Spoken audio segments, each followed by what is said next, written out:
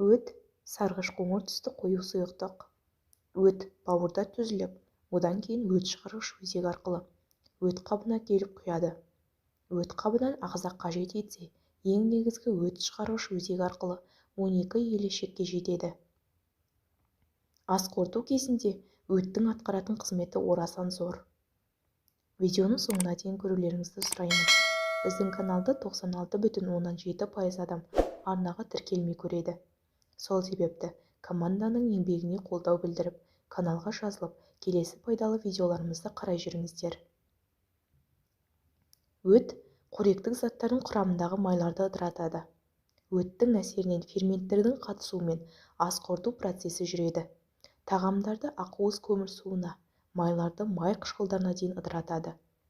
Бауырдан бөлінген өтпен бірге ағзаға қажеті жоқ зиянды химиялық заттарды сыртқа шығарады.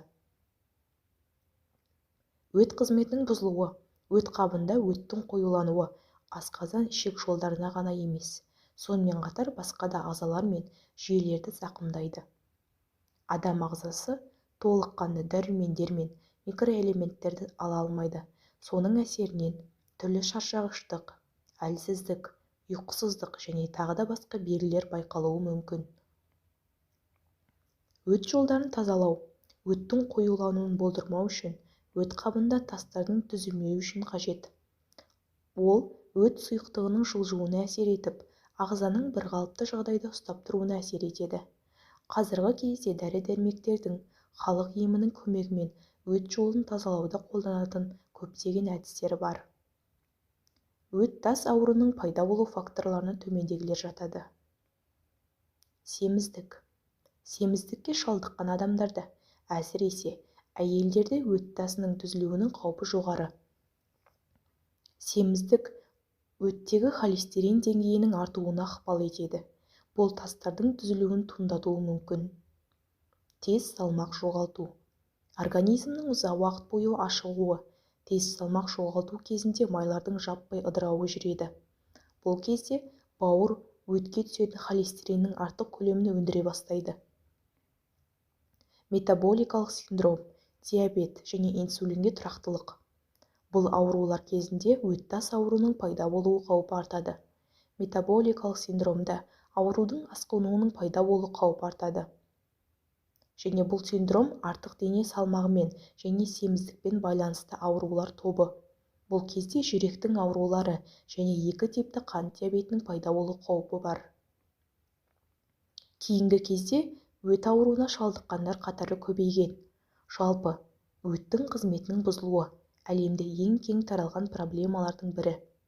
Сонымен, өт неден толады, оны қалай емдеуге болады? Осы сұрақтарға жауап іздейміз. Өтті сұйылтатын бірінші әдіс. Дұрыс тамақтану. Егер адам күніне 3 мезгіл уақытылы тамақтанатын болса, ағзада өт жақсы бөлінеді. Ал бұл мезгілді өткізіп алып, түнгі уақытта тамақтансаңыз, өт дұрыс бөлінбей, ауру пайда болуы мүмкін.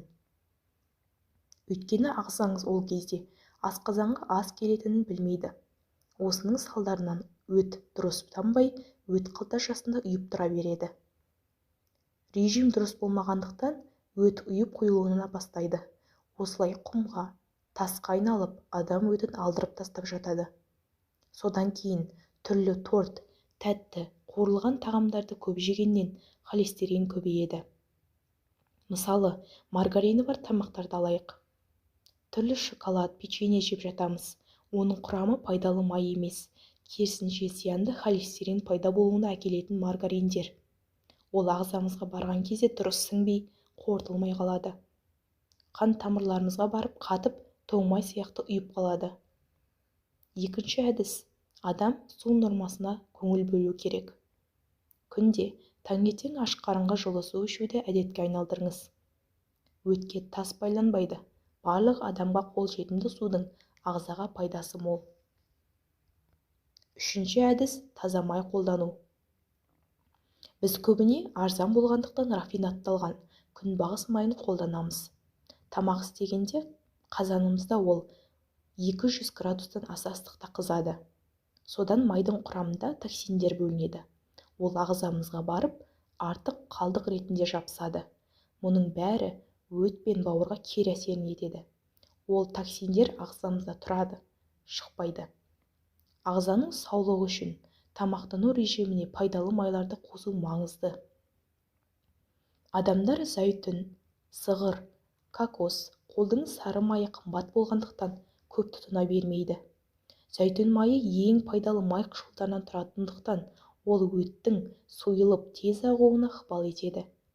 Егер өтте тас болса, зәйтүн майы оның жұмсарып, біртіндеп еруіне әсер етеді. Ол сондай-ақ іш қатумен қиналатын адамдарға көмектеседі. Себебі ол ішектер жұмысын жақсартады. Мамандар таңертең пайдалы май тұтыну керектігін айтады.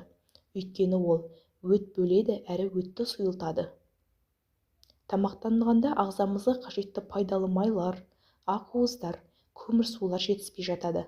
Ұнды, сүтті, жалпы глютені бар тағамдар өттің қоюлануына алып келеді. Сосын қимыл қозғалыстың аздығы. Таңертеңнен кешке дейін бір орында отыру жұмыс істейміз. Содан да өт дұрыс бөлінбейді. Төртінші әдіс. Режимді дұрыстау. Дұрыс ұйқы. Денсаулығыңызды мығым етеді. Қан қысымы көтерілмейді. Бас ауруы және шаршағыштық белгілері болмайды. Ұйқы қанбаса ең алдымен зардап шегетін ағза бауыр мен өт. Ал ертерек ұйықтасаңыз, бауырыңыз да, өтіңіз де сау болмақ. Бесінші әдіс. Стресстен аулақ болу. Көбінесе күйзеліске байланысты жүрек тамыр жүйесінің аурулары және асқазан ішек жолдарының, бауыр өт қабының аурулары дамиды. Бірақ күшті жүйке штамптары басқа жүйелердің жұмысына ең теріс әсер етеді. Бұл стресс кезінде дененің қалыпты жұмыс істеуі үшін қажетті гормондардың шамадан тыс мөлшерде өндірілуіне байланысты. Нәтижесінде гормоналды реттеу бақылаудан шығады. Бұл аурулардың пайда болуын, белгілі бір аурулардың жолын ашады. Сондықтан күйзеліс, яғни стресске мейлінше ұшырамауға тырысу керек. Өт дұрыс бөліну үшін арнайы жаттығуларды жасауға болады. Ал өт толған жағдайда қалай емдеу керек? Дәрігердің айтуынша ең алдымен режимді дұрыстау керек. Уақытылы ұйықтауға тырысқан жөн. Бетке түрлі дақ шықса, шаш түсіп, тырнақ сынып, денеде жағымсыз иіс пайда болса, өтпен проблема бар деген сөз. Сол үшін тамақтану режимін сақтау керек. Уақытылы ұйықтап, уақытында тұрыңыз. Көбірек қимыл қозғалыс қажет. Пайдалы майларды тұтыныңыз.